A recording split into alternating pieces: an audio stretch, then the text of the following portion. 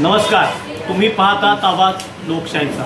मित्रांनो, भेसळयुक्त पदार्थानं माणसाचं जीवन उद्ध्वस्त होतं आणि या गोष्टीवरती नियंत्रण आणणारं प्रशासन गेले अनेक वर्ष डोळे बंद करून काम करत होतं। नुकतेच IAS तुकारामजी मुंडे साहेब यांची या विभागावर नियुक्ती झाली आणि जशी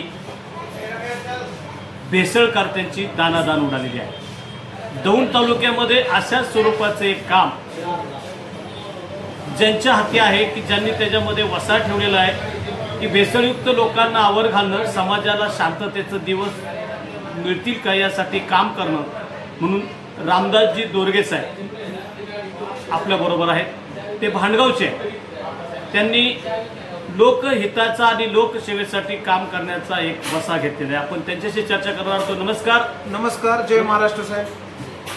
सांगा, तुम्हाला काय सांगायचं या भेसळीच्या संदर्भामध्ये? भेसळीच्या संदर्भात मला हे सांगायचं आहे आणि आपल्या संपूर्ण दौंड तालुक्याला माहीत आहे की गेले अनेक वर्ष आपल्या तालुक्यामध्ये भरपूर घोटाळा आहे, पण जे घोटाळ चालक अतिशय चांगल्या उत्कृष्ट असं दर्जाचा घोळ तयार करतात त्या घोटाळ मालकांना माझी पुढे हरकत नाही आहे, विरोध नाही। परंतु गेले अनेक वर्षांमध्ये आपल्या तालुक्यामध्ये गुळामध्ये इतकी भेसळ होत आहे की गुळामध्ये निकृष्ट दर्जाची साखर टाकतात, खराब झालेले चॉकलेट्स कॅडबरी यांची मुदत संपलेली असते, हे गुळामध्ये वापरतात आणि गुऱ्हाळामध्ये अजिबात स्वच्छता नाही आहे। गुऱ्हाळघरावरती तिथली जर आपण गुळ बनवण्याची पद्धत बघितली, आज UP बिहार बाहेरची लोक आहेत, परप्रांतीय, त्यांची जर गुळ बनवण्याची पद्धत आपण जर बघितली तर आपण गुळ खाणार नाही, इतकी अस्वच्छता आहे। आणि विशेष म्हणजे या गुऱ्हाळघरामध्ये तालुक्यामध्ये टायर्स आणि चपला इतक्या जाळतात की त्याच्यामुळं एवढं वायू प्रदूषण होते धुराचं की आज आपल्या तालुक्यामध्ये नागरिकांचा श्वास घेणं अवघड झालेलं आहे। अशा परिस्थितीमध्ये जे गुऱ्हाळ कायदेशीर आहेत, अधिकृत आहेत, त्या गुऱ्हाळांच्यावरती कुठलीही कारवाई होणार नाहीये, परंतु जे अनधिकृत गुऱ्हाळ आहेत आणि जे भेसळ करतात, आज महाराष्ट्र राज्यातील नागरिकांच्या आरोग्याचा प्रश्न निर्माण झालेला आहे आणि अशा परिस्थितीमध्ये ह्या भेसळयुक्त गुऱ्हाळघरावरती 100% कडक कारवाई होणार। मी प्रशासनाशी बोललेलो आहे आणि प्रशासनाने मला शब्द दिलेला आहे की तालुक्यामध्ये जिथं जिथं भेसळ होत आहे त्या भेसळयुक्त गुऱ्हाळावरती 100% कारवाईची मोहीम अन्न व औषध प्रशासनाने घेतलेली आहे। तालुक्यात एकूण किती गुऱ्हाळ आहेत तुमच्या अंदाजाने? माझ्या माहितीप्रमाणे अन्न प्रशासनाला 200, अन्न व औषध प्रशासनाला 200 गुऱ्हाळाची नोंद आहे, परंतु अशी अवैध जर गुऱ्हाळ झाली तर 400-450 गुऱ्हाळ येतील आणि हे सर्व गुऱ्हाळ आज रोजी परप्रांतीय लोक चालवित आहेत। मित्रांनो, या दौंड तालुक्यामध्ये परप्रांतीयाचा एक मोठा समूह निर्माण झालेला आहे। स्थानिक नागरिकांवरती त्यांची उपजीविका अवलंबून आहे। ते स्थानिक नागरिकांच्या गुऱ्हाळाकडे भाडेतत्त्वावर घेतात, ताबा घेतात आणि परप्रांतीयांना मजूर म्हणून आणतात। हे परप्रांतीय अस्वच्छतेने तो कारभार करतात, गुळाची निर्मिती अतिशय घाणेरडेपणाने करतात, त्याच्यामध्ये साखरेचं प्रमाण आणि चॉकलेट आणि मिक्स कॅडबरी खराब झालेल्या वापरतात, असा आरोप दोरगे यांनी केलेला आहे। आणि वस्तुनिष्ठ परिस्थिती जर कोणाला वाटत असेल खोटी आहे तर त्यांनी प्रत्यक्षरित्या गुऱ्हाळांवरती फिरावं, हे पाहावं। ज्या ज्या गुऱ्हाळ मालकांना या गोष्टीचा राग येईल, थोडक्यात पोटात दुखेल, त्या सर्वांनी या घटने चुकीचे आहेत हे सिद्ध करण्यासाठी कागदपुराव्यासह आवाज लोकशाहीची भेट करावी आणि त्यांचंही मत लोकांसाठी प्रकाशित करू। पण या दौंड तालुक्यामध्ये 450 ते 500 स्वरूपाची जी गुऱ्हाळं आहेत, ती गुऱ्हाळं जरी इथल्या शेतीतल्या ऊसाला बाजारभाव देण्यासाठी कटिबद्ध होत असतील, काम करत असतील, पण तो बाजारभाव अनेक लोकांच्या आजारपणाचं कारण बनेल, लोकांच्या आरोग्याला ते धोकादायक बनेल आणि आरोग्य उद्ध्वस्त करून जर आमच्या शेतकऱ्यांना त्यातून बाजारभाव मिळत असेल तर हे खऱ्या अर्थानं महापाप आहे। आणि या पापाचा भागीदार नक्की कोण, हा प्रश्न आहे। 29 तारखेला दौंड तालुक्यामध्ये अन्न व औषध प्रशासनाने काही गुऱ्हाळांवरती छापे टाकले।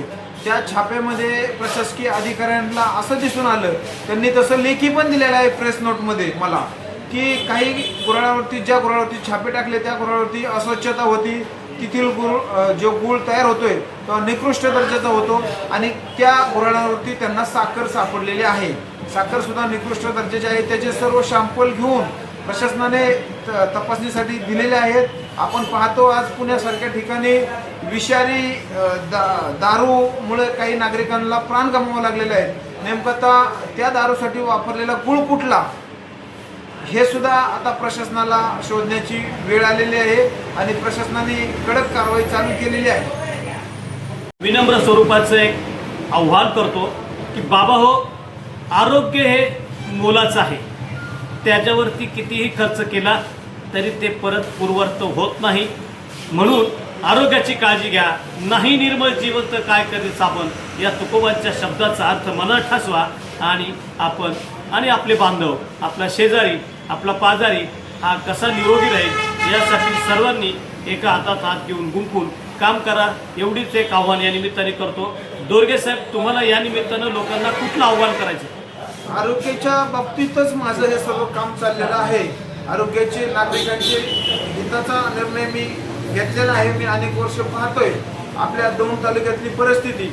पहिला विषय शेतकऱ्यांचा, तर तुम्ही सांगितलं की नागरिकांच्या आरोग्याशी खेळून आम्हाला शेतकऱ्यांना कोणालाही मोठं व्हायचं नाहीये, हा पहिला मुद्दा आहे. आणि हीच परिस्थिती जर आपण पाहिली, फक्त दौंड तालुक्यातच आज 400-450 घोराळे आहेत.